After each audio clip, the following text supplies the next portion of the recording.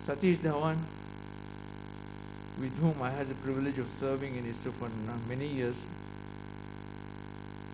in his Commonwealth lecture in 1967, which he delivered at the Royal Aeronautical Society, had this to say: the aeronautical research effort in India has to be viewed in relation to the aircraft industry, which in turn must be seen in the perspective of national development. Professor Dhawan argued, the main argument for a domestic aircraft industry is easily stated, since it forms an essential component of independence in national foreign policy. This argument has a special force in the circumstances where India has chosen to remain non-aligned and not entered into military pacts. With the extra cess, I'll say, without an industry of our own, national policy would be virtually in the hands of countries which supply us with aircraft and who could always cut off supplies, including spares. We have gone through this experience quite often. In a communication dated April 1970, Ian Huxer, who was the principal secretary to Indira Gandhi, while calling to action several recommendations of the Aeronautics Committee headed by C. Subramaniam, ended his note on the following scathing criticism of the state of affairs. Huxer's remarks reads like this: it is very clear that even after 20 years of existence and licensed production of several types of aircraft, the Indian aircraft industry has not found its feet. It is essential that in future decisions regarding purchase or licensed production of aircraft should not dampen the enthusiasm and activity of our own designers and research and development scientists. He has made a lot of others this one, but what is most important, I feel, is in the case of licensed production, Huxer said, we should insist on transfer of design information, otherwise the process makes no contribution to development of aircraft design technology in the country. Even though these prescient type of remarks were made by great leaders, it's a pity that wise counsel was never taken too seriously, and it would be not too wrong to say that even after half a century, Indian aircraft industry is yet to find its feet. I hope with the type of drive DIIA is going to give, this situation will change. Somehow in ISRO, we played a lot of importance to self-reliance. I was looking after heading the solid rocket propulsion systems, and when we developed the PSL booster, every element of it was made in India. Whether it was the motor case, the propellant, and the industry had a big role to play in all the components which we had made. Only thing we had not made in the imported item in our booster was the fasteners. The quantities required was not economical to make in India, but not that we didn't have capability. Looking back, India 1947, Israel 1948, China 1949. This is the time in which they became independent of renown. And at that time, the Indian aeronautics capability was ahead of both China and Israel. Today, both China and Israel are much ahead of us and are net technology exporters. This status they have achieved not by any superior intellect than their Indian counterparts. I think we are as intelligent, if not more, but they had an appropriate adoption of technology, strategy, and policy. This has somehow missed us, and only now I think perhaps some things are in place. Not to say the picture has always been bleak. In the 60s, I think HL was extraordinarily innovative, creative, and many aircraft they developed within India, they produced in India, they saw service in India. It includes the HT-2 trainer, the Krishak, the HAT-16, the HF-24 Marut. Somehow we didn't pursue with the indigenous development and adopted a policy of licensed production. By itself, licensed production, if it helps you to leapfrog, there's nothing wrong in it. But if it is accompanied by, at the same time, transfer towards indigenous effort, it makes all the difference. This is what we did in ISRO when we got the technology of the liquid propulsion systems from Viking, from the SCP France. But then over time, every element is made in the country, and then we have innovated, improved on it. We've improved the pressure rating, we've improved, changed the materials. So this has unfortunately not happened in the Indian license production status. The initiation of Dhruv and LCA Tejas, of course, injected a fresh vigor of self-reliance, even though they had faced rather heavy odds imposed by both international and domestic compulsions. I hope things are changing now, and in the new discourse, having lost so much traction, we may have to compromise on indigenous technology for a while. But I want to stress on it, it should be only for a while, and the new measures put in place by the government favor rapid development, production and innovation. So I'll not go to the statistics, but then if you take now, I think approximately 83,000 crores have been signed contracts with Indian buyers under various Buy Indian IDDM, Buy Indian, Buy and Make Indian and Make categories. These opportunities must also be translated simultaneously towards a self-reliance, this one. Broad contours of policy to engage Indian private sector in manufacture of high-tech defense equipment in ISRO now have been evolved. The policy aim is to establish long-term strategic partnerships with qualified Indian industry majors through a transparent, competitive process. Indian industry partners would tie up with global OEMs to seek technology transfers, manufacturing know-how, and to set up the domestic manufacturing infrastructure supply chains. Common helicopters and the other making with the Russians for the spare parts are one element.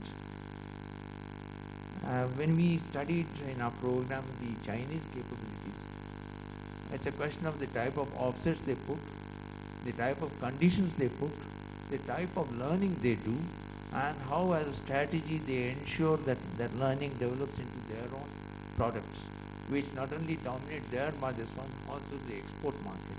This they have to continuously doing it, and this is something I think if HAL gets the technology, it should not be just restrained only to HAL.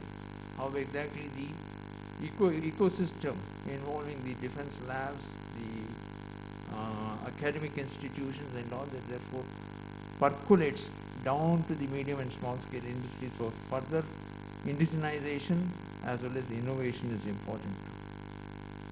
Now there's a spurt in the private sector entry into the aerospace market.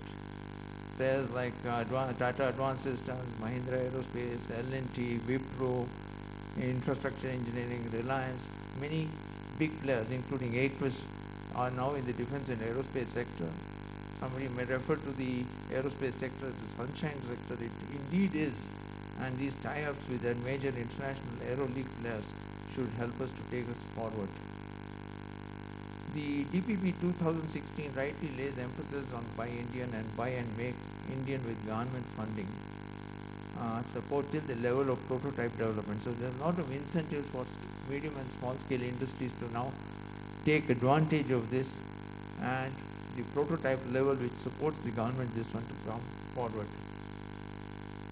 Also the DPSUs and OFBs have been mandated to increase the outsourcing and vendor development to benefit MSME sector. I am sure similar outflow from the private sector also will happen. We are looking at Akash today as a major spin-off from DRDO, but there are similar other technologies which will be available to the industry as they mature. So DRDO is developing many of them.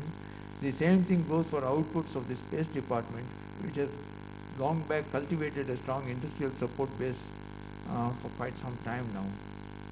Positive fallouts are but inevitable when push and commitment emanate from the top echelons of the government. The just concluded visit of Prime Minister Modi to Israel and the stress on defense technologies is a case in point.